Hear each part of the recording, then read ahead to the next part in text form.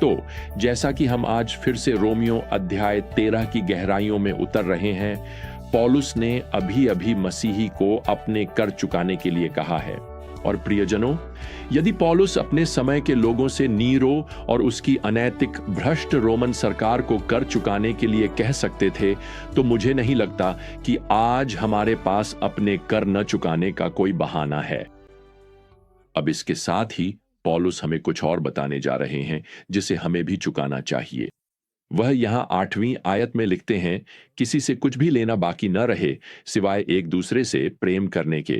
कुछ भले भाले चर्च और मसीही इस आयत का यह अर्थ निकालते हैं कि आपको चर्च की इमारत बनाने के लिए पैसे उधार नहीं लेने चाहिए, या व्यक्तिगत क्रेडिट कार्ड का उपयोग नहीं करना चाहिए, या गिरवी रखकर घर भी नहीं खरीदना चाहिए। पौलुस यहां पैसे उधार देने या लेने के खिलाफ नहीं बोल रहे हैं। वास्तव में जब आप निर्गमन अध्याय 22 तक पीछे जाते हैं, तो वहां मूसा ने इस्राएलियों को यह निर्देश दिया था कि वे अपने जरूरतमंद पड़ोसियों को पैसे उधार दें, बस उनसे ब्याज लेकर उनका फायदा न उठाए। दूसरी ओर दाऊद हमें भजन संहिता 37 की 21वीं आयत में बताते हैं, दुष्ट उधार लेता है लेकिन लौटाता नहीं। दूसरे शब्दों में, यह पाप नहीं है, उधार लेना बुरा नहीं है। बुरा यह है कि उधार लेकर उसे वापस न किया जाए। इसलिए आर्ण न चुकाना वास्तव में एक अविश्वासी की पहचान है। तो जब पौलुस यहां रोमियो के अध्याय 13 में लिखते हैं, तो आपको ध्यान रखना चाहिए कि वह यहां इस आयत में वर्तमान काल का उपयोग कर रहे हैं। 8, आप इसे इस तरह से भी कह सकते हैं, लगातार किसी का कर्जदार न रहें। दूसरे शब्दों में, जो कर्ज आपने लिया है उसे चुकाने से इनकार न करें। अब आप में से अधिकांश के घरों में आज बिजली है। असल में आप उस पावर कंपनी से उधार ले रहे हैं और वे चाहते हैं कि आप उन्हें हर महीने भुगतान करें। क्या आपने कभी इस बात पर विचार किया है कि भगवान ने हमें सब कुछ उधार दिया है? भगवान सब कुछ के मालिक हैं। हम तो केवल वही प्रबंधित कर रहे हैं जो हमने उनसे उधार लिया है। यह उनका घर है, यह उनकी संपत्ति है, यह उनका पैसा है, ये उनके शरीर हैं जो उन्होंने हमें दिए हैं, यह उसकी दुनिया है जिसमें हम रहते हैं। तो अगर हमें उधार लेना या देना नहीं चाहिए, तो भगवान तो सबसे बड़े अपराधी हो गए, क्योंकि वह हमें सब कुछ उधार दे रहे हैं। तो पौल उधार देने या लेने की निंदा नहीं कर रहे हैं। वह प्रभावी रूप से कह रहे हैं, सुनिश्चित करें कि आपकी यह प्रतिष्ठा हो कि आप जो भी और जब भी किसी से उधार लें, उसे नियमित रूप से चुकाते रहें। अब इस बिंदु पर एक आध्यात्मिक सच्चाई है। पौल यहां कहते हैं कि एक ऐसा कर्ज है जिसे हम सच कहें तो कभी चुका नहीं सकते। फिर से पद 8 में वह कहते हैं, किसी का भी कोई कर्ज न रखो सिवाय एक दूसरे से प्रेम करने के। देखिए, एक ऐसा कर्ज है जो आपको हर किसी के प्रति चुकाना है, और आप इसे चुकाना बंद नहीं कर सकते। आप इसे कभी चुका नहीं पाएंगे। सोचिए जरा, अगर भगवान कह देते कि वह अब हमें प्रेम का कोई और भुगतान नहीं करेंगे, तो हम कहां होते? तो पौल के शुरुआती वाक्यांश को अगर आज की भाषा में कहें तो वह कुछ ऐसा कह रहे हैं, एक विश्वासी के रूप में अपने कर्ज की सीमा से आगे न बढ़ो, और फिर उसे चुकाने से या समय पर चुकाने से इनकार मत करो। इसके बजाय अपने प्रेम की सीमा से आगे बढ़ो और उस पर भुगतान करना कभी बंद मत करो। आप हमेशा किसी न किसी को एक और उपहार, प्रेम की एक और किस्त देने के आदी रहेंगे। अब पौल आगे कहते हैं कि दूसरों से प्रेम करने का यह दृष्टिकोण व्यवस्था को पूरा करता है, यानी जो व्यवस्था की मांग है वह प्रेम पूरा कर देता है। और पौल इसे समझाने के लिए 10 आज्ञाओं में से 4 का उदाहरण देते हैं। वह यहां पद 9 में कहते हैं, तू व्यभिचार न करना। अब आप पूछ सकते हैं कि इस आज्ञा का प्रेम से क्या संबंध है? तो सब कुछ। अगर आप अपने जीवन साथी से प्रेम करते हैं तो आप अपनी विवाह प्रतिज्ञा का उल्लंघन नहीं करेंगे, और अगर आप दूसरों से प्रेम करते हैं तो आप नहीं चाहेंगे कि वे भी अपने जीवन साथी से की गई प्रतिज्ञा का उल्लंघन करें।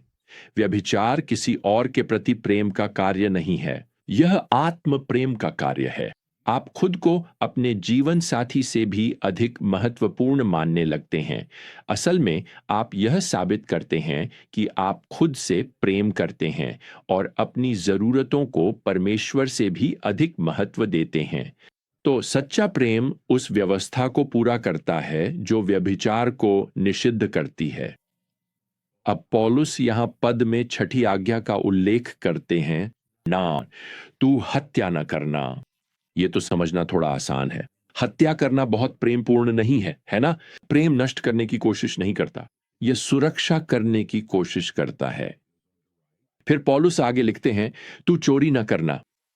फिर से यह 8वीं आज्ञा अपने पड़ोसी से प्रेम करने से पूरी होती है। अगर आप अपने पड़ोसी से प्रेम करते हैं तो आप उसके गैराज में चुपके से जाकर उसका फावड़ा, उसकी लॉन मावर या उसकी गाड़ी नहीं चुराएंगे। आप उनसे उधार मांग सकते हैं, लेकिन प्रेम आपको चोरी करने से रोकता है। और वैसे प्रेम आपको यह भी दिखा सकता है कि आपके पड़ोसी को किसी चीज की जरूरत है और आपको उनकी आवश्यकता पूरी करने के लिए प्रेरित कर सकता है। मुझे याद है, पादरी बनने के शुरुआती वर्षों में हमारे पास एक भरोसेमंद पारिवारिक कार्य नहीं थी। अक्सर ऐसा होता था कि आप जानते हैं, वह 1-2 दिन में फिर से पूरी तरह खराब होने वाली होती थी। खैर, हम एक साल अटलांटा, जॉर्जिया में अपने घर जाना चाहते थे ताकि मेरी पत्नी के परिवार से मिल सकें, लेकिन हम सड़क यात्रा का जोखिम नहीं उठा सकते थे और न ही अपने बच्चों के साथ कहीं फंस जाने का खतरा ले सकते थे। मैं कभी नहीं भूलूंगा कि हमारी कलीसिया के एक दंपति को जब यह पता चला तो उन्होंने कहा, सुनिए, जब भी आप अब से शहर से बाहर जाएं, हम चाहते हैं कि आप हमारी गाड़ी ले जाएं, सिर्फ इस यात्रा के लिए नहीं बल्कि हर यात्रा के लिए। उनके पास एक सुंदर नई मिनी वैन थी और मैंने कहा, क्या आप सच में ऐसा कह रहे हैं? मेरा मतलब है, अगर इसके साथ कुछ हो गया तो, अगर हमारा एक्सीडेंट हो गया तो, हम इसे ठीक करवाने का खर्च नहीं उठा सकते, और अगर कोई इसे चुरा ले तो। मैं कभी नहीं भूलूंगा उस आदमी की प्रतिक्रिया जब उसने कहा, स्टीवन, अगर हम तैयार न होते कि हमें यह कभी वापस न मिले तो हम आपको और आपके परिवार को यह उधार ही नहीं देते। बात करें हमें चुकाने की, हमें प्रेम का उपहार देने की। अब पौलुस यहां रोमियो 13 में आगे बढ़ते हुए अब पद 9 में 10 आज्ञाओं में से अंतिम का उल्लेख करते हैं। वह यहां कहते हैं, तू लालच न कर।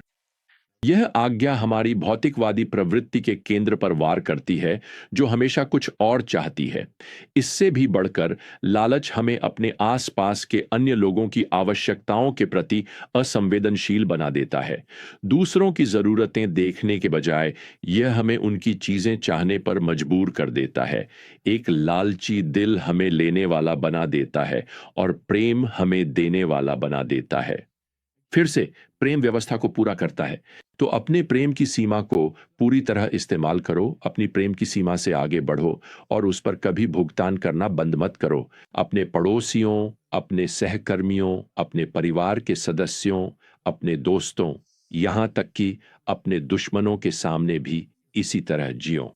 आपके प्रेमपूर्ण कार्य, उनके प्रति आपकी प्रेमपूर्ण भावना सुसमाचार के लिए एक पुल का निर्माण करेगी। क्योंकि प्रिय, इस बारे में सोचो, सुसमाचार क्या है?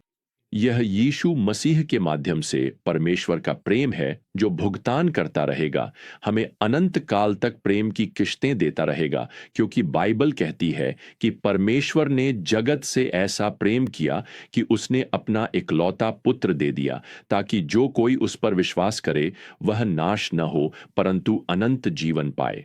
यूहन्ना 3:16। मुझे याद है कि कई साल पहले मैंने पढ़ा था कि वेस्ट वर्जीनिया की एक खान में 12 खनिकों की मौत हो गई थी। यह एक बड़ी त्रासदी थी। वे जहरीली गैसों के बीच भूमिगत फंस गए थे। सौभाग्य से उनके अंतिम घंटे शारीरिक यातना में नहीं बीते। वे बस धीरे धीरे घातक गैसों के प्रभाव में आकर सो गए, जैसे कि वे मरते समय नींद में चले गए हों। यह जानते हुए कि वे मरने वाले हैं, उन्हें बचाने के लिए कुछ भी नहीं किया जा सकता था, वे यह जानते थे। इसलिए उन्होंने अपने आखिरी कुछ मिनट अपने परिवारों के लिए नोट्स लिखने में बिताए। उन खनिकों में से एक, जिसका नाम मार्टिन टोलर था, वह एक सेक्शन फोरमैन था। उसने एक नोट लिखा, जिसमें बस इतना लिखा था, सबको बता देना कि मैं उन्हें दूसरी ओर मिलूंगा। यह बुरा नहीं था, मैं बस सो गया। फिर उसने अपने नोट का अंत इन शब्दों के साथ किया, मैं तुमसे प्यार करता हूं। क्या आप कल्पना कर सकते हैं कि यह संदेश उसके परिवार और दोस्तों के लिए क्या मायने रखता था? उसके अंतिम शब्द थे, मैं तुमसे प्यार करता हूं। देखिए, मैं आपको बताना चाहता हूं कि मैं कभी भी अपनी पत्नी या बच्चों से फोन पर बात खत्म नहीं करता बिना ये शब्द कहे, मैं तुमसे प्यार करता हूं, क्योंकि कौन जानता है, हो सकता है कि ये हमारे बीच कहे गए आखिरी शब्द हों, इससे पहले कि प्रभु हमें दूसरी ओर ले जाएं। तो आज हमारे चारों ओर की दुनिया का क्या? क्या वे हमसे प्रेम का संदेश सुनेंगे? पौलुस यहां कहता है कि हमारे आसपास के लोगों के प्रति हमारा एक ऐसा कर्ज है जिसे हमें कभी चुकाना नहीं छोड़ना चाहिए। वह है प्रेम का कर्ज। और मत भूलिए, हम वास्तव में इस दुनिया को पीछे छोड़ने की प्रक्रिया में हैं।